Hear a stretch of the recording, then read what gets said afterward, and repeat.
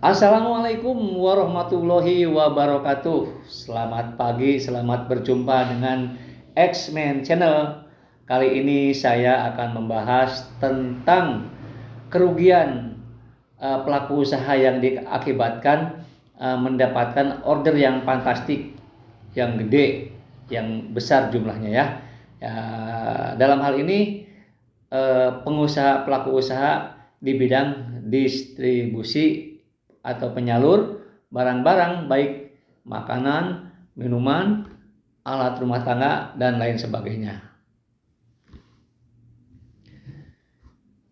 Dalam menghindari kerugian yang diakibatkan dari pelaku tersebut, ada beberapa trik ya. Di antaranya yang perlu perhatikan oleh para pelaku usaha adalah ada yang disebut 4C.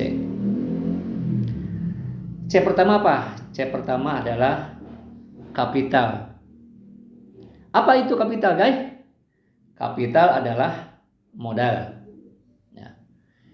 Tentunya modal apa? Modal lawan kita, modal apa? Pelanggan kita yang mesti kita sedikit ketahui atau pelajari. Yang kedua apa? Yang kedua adalah kolateral. Apa itu kolateral? Kolateral adalah jaminan. Ya. Yang ketiga ada apa? Yang ketiganya adalah kapasitas. Ya. Apa itu kapasitas? Kapasitas itu kemampuan, baik kemampuan membeli atau kemampuan menyimpan dan lain sebagainya. Yang keempat adalah karakter. Itu yang terpenting ya, karakter. Karena banyak orang yang tergiur dengan salah satu karakter orang tersebut. Kita bahas satu persatu dari mulai kapital. Kapital adalah modal.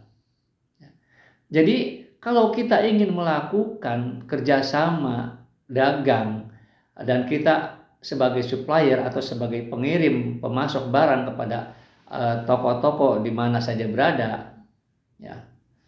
Apalagi kalau kita ketemu dengan toko yang baru, yang belum tahu karakter, kita mesti tahu kapital atau mesti tahu modal.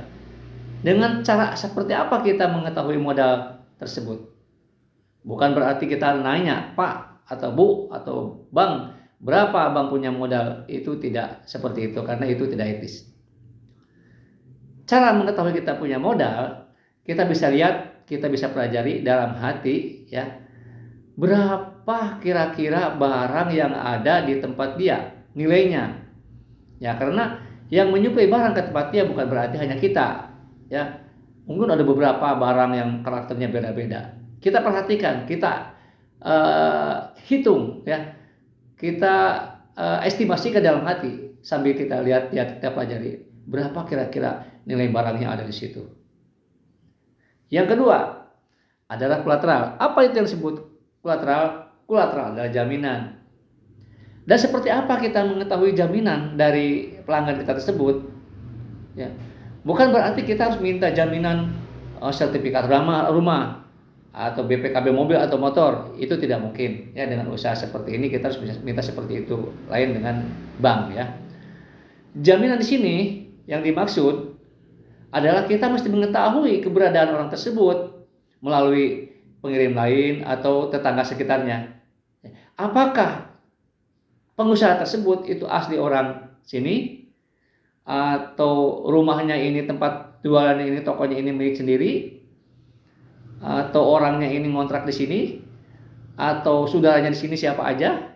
Ya kan kita bisa saja, oh itu saudaranya bapak itu tuh yang punya ini, sehingga itu merupakan satu jaminan kepada kita bahwa orang tersebut memang betul-betul pelaku usaha yang bisa dilayani. Yang keempat adalah kapasitas. Apa yang disebut kapasitas ini?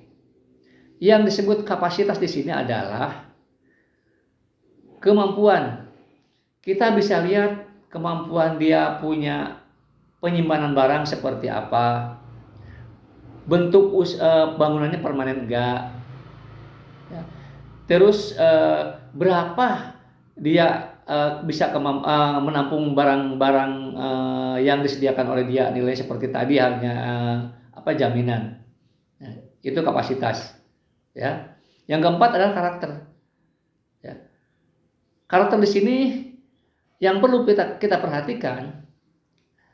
Lihat karakter seseorang adalah orangnya seperti apa, konsekuensinya, sportivitasnya. Ya, karena bisa saja orang itu sebagai pengusaha yang baru, yang belum punya kemampuan jual banyak, belum punya langganan dan lain sebagainya. Dia berbicara, wah saya mampu beli barang sekian banyak dan saya mampu jual dalam 1 bulan sekian ratus karton misalkan, atau berapa mobil misalkan. Saya bisa jual kemana, langganan saya banyak. Ya, padahal kemampuan dia belum tentu itu benar sesuai dengan apa yang dia katakan. Yang kedua, misalkan ya dia hobinya apa? Ya, barangkali bisa aja orang tersebut itu hobinya main judi dan lain sebagainya, karena di latar belakangnya dia kan ini yang disebut sesuai dengan judul tadi kan penipuan, ya. Nah, hal itu mesti kita miliki, hal itu mesti kita lakukan, ya. Karena sering kejadian ada satu usaha, ya, yang sebetulnya belum lama, ya, keberadaannya di situ. Dia melakukan order banyak kepada si pelaku usaha lainnya yang sebagai pengirim, ya. Dia tampung sebanyak-banyaknya, ya. Dia bayar dengan cara memperlihatkan bonapiditas dianya dengan menggunakan cek atau giro. Nah, banyak di antaranya pelaku usaha yang tergiur, ya, dengan seperti itu.